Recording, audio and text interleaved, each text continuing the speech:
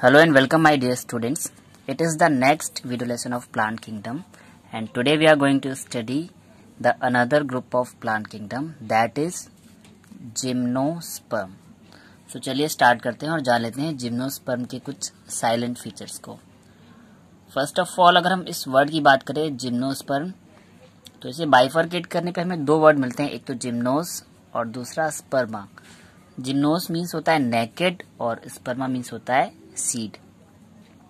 यानी कि बेसिकली जो जिम्नोस्पर्म प्लांट होगी इनके जो सीड होंगे वो नेकेड होंगे, यानी कि इनमें कोई भी कवरिंग नहीं होगी. यानी कि जो सीड है या ओव्यूल है वो विदाउट सीड कोट के होगा. So the gymnosperm are plants in which ovules are not enclosed by any ovary wall. यानी कि हमारी जो ओव्यूल होगी या सीड होगी उसके बाहर कोई भी ओवरी वॉल प्रेजेंट नहीं होगी. And remain exposed and both before and after fertilisation. यानी कि चाहे फर्टिलाइजेशन के पहले हो चाहे फर्टिलाइजेशन के बाद में हो, ये जो है डायरेक्टली ओपन कंडीशन में रहेंगे. यानी कि इनके चारों तरफ इनके जो सीड होंगे या इनकी जो ओव्यूल बनेगी उनके चारों तरफ कोई भी ओवरी की वॉल डेवलप नहीं होगी. इसीलिए इनका जो नाम रखा गया है जिम्नोस्पर्म. यानी कि इनके जो सीड है वो नेकेड होंगे, यानी कि ओपन सीड होंगे विदाउट एनी कोटिंग. अब एक और इम्पोर्टेंट पॉइंट पढ़ लेते हैं कि जिस ब्रांच में हम स्टडी करते हैं जिम्नोस्पर्म की उसे हम बोल देते हैं gymnospermology. So the study of gymnosperm is called gymnospermology. अगर बात करें हम जिम्नोस्पर्म के हैबिटेट की, मीन्स ये कहाँ पर पाए जाते हैं, तो इनका एक लिमिटेड हैबिटेट होता है क्योंकि ये जो प्लांट हैं वो एक्सट्रीम कंडीशंस पे देखने को मिलते हैं. एक्सट्रीम का मतलब है या तो बहुत ज्यादा कोल्ड क्लाइमेट होगा जहाँ पे बर्फबारी होती होगी, या बहुत ज्यादा हाई हॉट क्लाइमेट होगा लाइक डिजर्ट वगैरह यानी कि रेगिस्तान वगैरह. So they are mainly found in cold regions. कि इनके जो मोस्टली स्पीशीज है हमने कोल्ड रीजन्स में देखी हैं. In India, they are found on Himalayan mountains and they usually found on slope of mountain. यानी कि जो पहाड़ों के या माउंटेन्स के जो ढाल होते हैं उन ढालों पे ये प्रेजेंट होते हैं इन कोल्ड रीजन, और इसी वजह से इनको जो नाम दे दिया गया है जीरोफाइट. अब ये जो जीरोफाइट वर्ड है ये इंपॉर्टेंट है. जीरोफाइट का मतलब होता है जीरो से मतलब होता है जीरो, और फाइट का मतलब होता है कि ऐसे प्लांट जो बिल्कुल भी वाटर कंडीशन ना हो, यानी कि ऐसी जगह पे ये ग्रो करेंगे जहां पर वाटर बहुत लेस अमाउंट में होगा. तो जितने भी बहुत ज्यादा कोल्ड क्लाइमेट होते हैं तो वहां पर क्या होता है कि पानी का अमाउंट कम होता है, बर्फ का अमाउंट ज्यादा होता है, यानी कि आइस बहुत ज्यादा अमाउंट में होती है. तो इनको जो पानी है वो इसकी लिक्विड फॉर्म में नहीं मिल पाता है. तो या तो जीरोफाइट उस कंडीशन को बोल सकते हैं जहां पर बिल्कुल भी पानी ना हो. तो बिल्कुल भी पानी हमारे हॉट डिजर्ट में भी हो सकता है, प्लस एक्सट्रीम कोल्ड क्लाइमेट में भी जो है जीरोफिटिक कंडीशन हो सकती है, क्योंकि वहां पर जो पानी नहीं होता है वहां पर क्या होती है, बर्फ होती है. तो बेसिकली यहाँ पर जो इनकी जो ग्रोथ होती है ऐसे एरिया में होती है जहां पर पानी बहुत कम होगा, यानी कि जीरोफिटिक कंडीशन. तो अगर इंडिया की बात की जाए तो इंडिया में हिमालयन माउंटेन्स में देखे गए हैं, और वो भी माउंटेन्स के स्लोप पर यानी कि ढाल पर होते हैं ये. यानी कि ये कहीं ढाल होगी और यहीं पे ऐसे साइड में ये ग्रो कर रहे होते हैं. अब बात कर लेते हैं इनकी प्लांट बॉडी की. तो मैंने आपको जैसा कि बताया था कि जैसे जैसे हम 1 बाय 1 जो है एक एक ग्रुप आगे बढ़ते जाएंगे, लाइक हमने एल्गी से स्टार्ट किया था. एल्गी के बाद ब्रायोफाइटा, टेरिडोफाइटा, जिम्नोस्पर्म. तो 1 बाय 1 जैसे जैसे हम हाईली मॉडिफाइड ग्रुप्स में आते जाएंगे तो प्लांट की बॉडी भी वेल डेवलप्ड होती चली जाएगी. तो जिम्नोस्पर्म की बात करें तो अब यहाँ पर जो प्लांट बॉडी है वो कम्प्लीटली डेवलप है, और ये रूट, स्टेम और लीफ में कम्प्लीटली डिवाइड है. तो हम बोल सकते हैं that plant body is divided into root, stem and leaves. अब अगर हम इनकी रूट्स की बात करें तो इनकी जो रूट्स हैं जनरली टैप रूट होती हैं. अब टैप रूट आप समझ लीजिए कैसी होती है. सपोज ये हमारा स्टेम है तो स्टेम से एक डायरेक्टली जो है वर्टिकली ग्राउंड की तरफ जाती हुई एक बेसिक रूट होती है, और उसी बेसिक रूट से कई सारी साइड ब्रांचेस निकलती हैं. तो उस टाइप की रूट जहां पर एक कॉमन मेन रूट हो जो कि वर्टिकली डाउनवर्ड जा रही हो, यानी कि सीधा जमीन के अंदर जा रही हो for the search of water, और उसके साइड से अटैच्ड बाकी की सारी छोटी छोटी सी साइड ब्रांचेस हो, इस टाइप की रूट को हम बोलते हैं टैप रूट। तो जिम्नोस्पर्म की जो रूट्स हैं वो मेनली इसी टाइप की होंगी, यानी कि टैप टाइप की रूट्स होंगी। स्टेम की बात करें तो स्टेम आर ब्रांच्ड और अनब्रांच्ड। अब जिम्नोस्पर्म में जो है ना बहुत कैटेगरी के प्लांट्स देखे जाते हैं, यानी कि नॉर्मली श्रब्स भी होते हैं, यानी कि लोअर हाइट के, कुछ मीडियम साइज के भी प्लांट होते हैं और कुछ लंबे साइज के भी प्लांट्स होते हैं, लाइक साइकस, पाइनस, इफेड्रा वगैरह की कुछ कैटेगरियाज हैं जो कि बहुत लंबे लंबे प्लांट्स भी देखने को हमको मिलते हैं। तो इनके केस में जो स्टेम होता है वो ब्रांच्ड भी हो सकता है। ब्रांच का मतलब है उसमें शाखाएं निकली होंगी, यानी कि ये स्टेम है तो साइड में कई सारी ब्रांचेस में डिवाइड होगा, और सीधा कंप्लीट स्ट्रेट स्टेम भी हो सकता है विदाउट एनी ब्रांच का। तो रूट्स तो हमारी टैप रूट हो गई, और स्टेम हमारा ब्रांच्ड भी हो सकता है और अनब्रांच्ड भी हो सकता है। लीव्स की बात करें तो लीफ हमारी सिंपल भी हो सकती है और कंपाउंड भी हो सकती है। अब सिंपल और कंपाउंड लीफ का भी डिफरेंस देख लीजिए। अगर किसी भी एक्सिस से डायरेक्ट एक सिंगल लीफ निकलती है तो हम उसे बोलते हैं सिंपल लीफ, और कभी क्या होता है, किसी भी ब्रांच की एक मेन एक्सिस से कई सारी छोटी छोटी सब एक्सिस निकलती हैं और उन एक्सिस के दोनों तरफ से बहुत सारे बंच निकलते हैं लीफ के, यानी कि ये जो लीफ हैं ये बहुत सारे ग्रुप में निकलती हैं कुछ इस तरह से। तो जब सिंगल लीफ होगी तो उसे हम बोलते हैं सिंपल लीफ, और जब लीफ एक बंच के फॉर्म में निकलेंगी तो उसे बोलते हैं हम कंपाउंड लीफ। तो यहाँ पर जो लीफ है वो सिंपल और कंपाउंड दोनों टाइप्स की हो सकती हैं। And leaf of gymnosperm are well adopted to extreme condition. मैंने जैसा कि बताया कि वैसे ये जो रहते हैं वो एक्सट्रीम कंडीशन में रहते हैं, यानी कि या तो बहुत ज्यादा हॉट क्लाइमेट हो या बहुत ज्यादा कोल्ड क्लाइमेट हो। तो इसकी वजह से इनकी जो लीव्स होती हैं ये भी वेल अडॉप्ट होती हैं इन एक्सट्रीम सिचुएशंस के लिए। अब कैसी होती हैं, लाइक ये हाई टेम्परेचर को भी टॉलरेट कर लेंगी, ह्यूमिडिटी को, यानी कि अगर बहुत ज्यादा मॉइस्चर है तो उसको भी टॉलरेट कर लेंगी, एंड हाई विंड कंडीशन। अब इनके लिए मॉडिफिकेशन होते क्या है, तो जिम्नोस्पर्म का बहुत कॉमन एग्जांपल होता है कोनीफर्स। ये कोनीफर्स ऐसे प्लांट होते हैं, इनकी जो लीव्स होती हैं कुछ कोन शेप की और पॉइंटेड होती हैं, यानी कि बहुत कुछ इस टाइप से बोल सकते हैं, बहुत नुकीली नुकीली पतली सी और कोन टाइप की होती हैं, और इसी वजह से इनको बुलाता है कोनीफर्स। इनमें होता क्या है भाई, in conifers needle like leaves reduce the surface area. बहुत पतली पतली सी लीव्स होती हैं, एकदम ऐसे एक नीडल की तरह, ठीक है।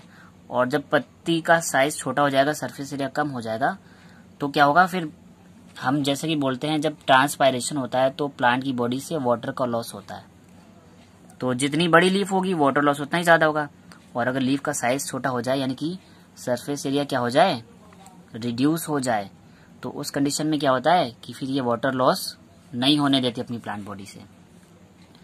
सो in conifers needle like leaves reduce surface area and their thick cuticle and sunken stomata also help to reduce water loss.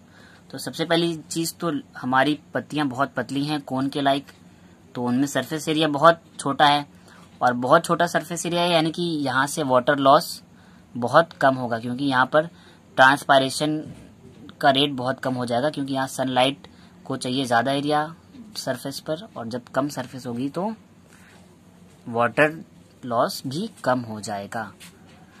और दूसरी चीज कि इनकी जो क्यूटिकल होती है, यानी कि जो पत्ती के ऊपर की जो लेयर होती है क्यूटिकल, वो भी बहुत मोटी होती है, और ये भी आपको पता होगा कि अगर क्यूटिकल की लेयर जितनी मोटी होगी तो वो वाटर को प्लांट की लीव से बाहर जाने नहीं देती है। तो पहली तो चीज की हमारी लीफ ऑलरेडी बहुत स्मॉलेस्ट साइज की है और नीडल शेप है, यानी कि सरफेस एरिया कम है तो वाटर लॉस नहीं होगा, प्लस क्यूटिकल भी इसमें बहुत मोटी सी है, यानी कि इसकी बाहर की जो लेयर है वो भी बहुत मोटी सी है, तो इस वजह से भी वाटर लॉस कम होगा। एंड संकन स्टोमेटा, इनका जो स्टोमेटा होता है नॉर्मल स्टोमेटा की जगह पर थोड़ा सा श्रिंक होता है, सिकुड़ा हुआ होता है, और जब संकन स्टोमेटा होता है तो ऐसा स्टोमेटा भी ठीक से प्रॉपरली ओपन नहीं होगा, और जब स्टोमेटा भी ठीक से ओपन नहीं होगा तब भी वाटर लॉस ठीक से नहीं होगा। तो ओवरऑल इनमें जो इतने सारे मॉडिफिकेशन है कि नीडल लाइक लीफ का होना, थिक क्यूटिकल का होना और संकन स्टोमेटा का होना, ये सारे के सारे क्या करते हैं, इनके वाटर लॉस को बचाते हैं। अब बात कर लेते हैं लाइफ साइकिल ऑफ जिम्नोस्पर्म की। तो लाइफ साइकिल से पहले इनके कुछ बेसिक स्ट्रक्चर होते हैं, जो मैं एक कॉमन सा स्ट्रक्चर बना के देता हूँ। यहाँ पर मेल और फीमेल प्लांट में क्या होता है कि एक कोन लाइक स्ट्रक्चर होता है, ठीक है। उन्हें हम कॉमनली मेल कोन और फीमेल कोन बोलते हैं, ठीक है। तो सिंपली क्या होता है, इन मेल और फीमेल कोन्स पे हमारे बहुत सारे मेल सेक्स ऑर्गन और female sex organ spirally attached होते हैं, कुछ इस टाइप से। मैं थोड़ा सा जल्दी बना रहा हूँ तो डायग्राम हो सकता है कि थोड़ा सा ऑड लगे। तो इस टाइप के स्ट्रक्चर को हम कंबाइनली बोल सकते हैं कि ये क्या है, हमारा एक male cone. Same as female cone भी होता होगा। अब मेल कोन के अंदर ये जो बहुत सारे जो हमने सब डिविजन्स बोले हैं, इनको बोल दिया जाता है स्पोरोफिल्स। अब अगर मेल कोन है तो मेल कोन में जो स्पोर बनेंगे वो माइक्रोस्पोर बनेंगे, तो माइक्रोस्पोर के लिए माइक्रोस्पोरोफिल।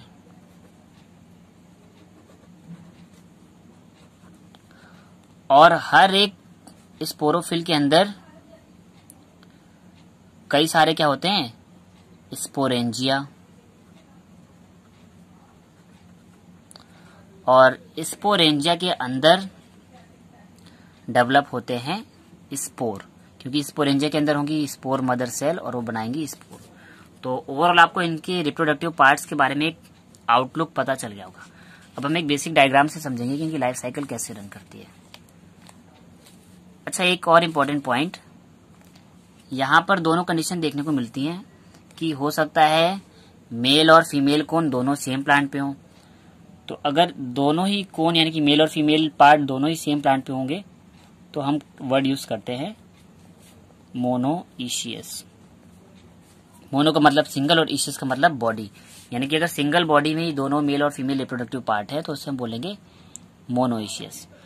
अगर मेल कोन किसी दूसरे प्लांट में हो और फीमेल कोन किसी दूसरे प्लांट में, यानी कि दो अलग अलग प्लांट हो, एक पर्टिकुलर मेल कोन को बना रहा है और एक पर्टिकुलर फीमेल कोन को बना रहा है, तो इस कंडीशन को बोलते हैं डाईइशियस। और डाईइशियस का मतलब क्या हो गया, डाई का मतलब दो और इशियस का मतलब बॉडी, यानी कि दो अलग अलग बॉडी से दो अलग अलग मेल और फीमेल गैमेट बने तो डाईइशियस। तो ये चीज आप समझ लीजिएगा। अब देखिए, ये होता है हमारा स्पोरोफाइट। और स्पोरोफाइट यानी कि हमारी जो मेन प्लांट बॉडी है। अब सपोज हमने मान लिया कि एक यहाँ पर मेल पार्ट डेवलप हो रहा है और एक यहाँ पे फीमेल पार्ट डेवलप हो रहा है, तो हमने दो स्पोरोफाइट ले लिए, यानी कि एक प्लांट बॉडी है, ये पहला स्पोरोफाइट 2n डिप्लॉयड, और दूसरी प्लांट बॉडी ये भी डिप्लॉयड।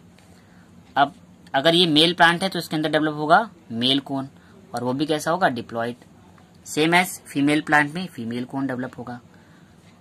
अब मेल कोन के अंदर क्या होंगे, मैंने बोला था कि हर कोन के अंदर बहुत सारे स्पोरोफिल्स बने होते हैं। अब मेल के अंदर माइक्रोस्पोर होते हैं, क्योंकि मेल स्पोर जो है साइज में फीमेल स्पोर से छोटे होते हैं, तो इसलिए मेल कोन के जो स्पोरोफिल होंगे उनको बोला जाएगा माइक्रोस्पोरोफिल। फीमेल में बड़े साइज के होते हैं, इसलिए फीमेल को बोला जाएगा मेगास्पोरोफिल। ये दोनों भी डिप्लॉयड होंगे। और मैंने बोला था कि हर एक स्पोरोफिल के अंदर कई सारे स्पोरेंजियम होंगे। तो अगर मेल प्लांट है तो माइक्रोस्पोरेंजियम और फीमेल प्लांट है तो मेगास्पोरेंजियम। अब इन स्पोरेंजियम के अंदर होंगी स्पोर मदर सेल, ये बात ध्यान रखिएगा, स्पोर मदर सेल, ये भी दोनों जगह पे होंगी। अब माइक्रोस्पोरेंजियम के अंदर होंगी माइक्रोस्पोर मदर सेल, मेगास्पोरेंजियम के अंदर होंगी मेगास्पोर मदर सेल। और ये स्पोर मदर सेल क्या करेंगी, ये करेंगी मियोसिस यानी कि रिडक्शन डिवीजन, क्योंकि जब भी गैमेट्स बनेंगे, मैंने कई बार बोला, जब भी सेक्सुअल गैमेट्स बनते हैं तो होती है मियोसिस। तो ये डिप्लॉयड स्पोर मदर सेल जो है वो मियोसिस करके हैप्लॉयड माइक्रोस्पोर बनाएंगी, और सेम एज यहाँ पे भी हैप्लॉयड मेगास्पोर बनेंगे, यानी कि अब ये हो गए n इन नंबर। अब इनमें क्या होगा, जर्मिनेशन होगा, और जर्मिनेशन होने के बाद एक रिड्यूस्ड मेल गैमेटोफाइट बन जाएगा, जिसे कि हम बोलते हैं पॉलिन ग्रेन। अब रिड्यूस क्यों, क्योंकि जब जर्मिनेशन होता है माइक्रोस्पोर में तो जो मेल गैमेटोफाइट बनता है उसका साइज छोटा हो जाएगा थोड़ा सा, ठीक है, इसलिए ये रिड्यूस्ड स्ट्रक्चर होता है। और दूसरी तरफ जर्मिनेशन के बाद एक बड़े साइज का फीमेल गैमेटोफाइट बनेगा, जिसे कि हम एंडोस्पर्म बोलेंगे। अब ये एंडोस्पर्म डेवलप कर लेगा फीमेल रिप्रोडक्टिव पार्ट ऑर्गन को, जिसको बोलते हैं आर्किगोनिया, और आर्किगोनिया के अंदर बनेगा एक फीमेल गैमेट यानी कि एग। और सेम एज ये जो हमारा मेल गैमेटोफाइट है यानी कि ये मेल रिप्रोडक्टिव पार्ट है, ये बना लेगा मेल गैमेट को यानी कि हमारे स्पर्म को। तो अब एग और हमारे जो मेल गैमेट हैं ये फर्टिलाइज करेंगे और बना लेंगे डिप्लॉयड जाइगोट यानी कि 2N। एक तो हमने सब में जानते ही हैं। अब फर्टिलाइजेशन की बात हो तो फर्टिलाइजेशन जो है वो जिम्नोस्पर्म में 2 टाइप का होता है। एक तो होता है साइफोनोगैमी,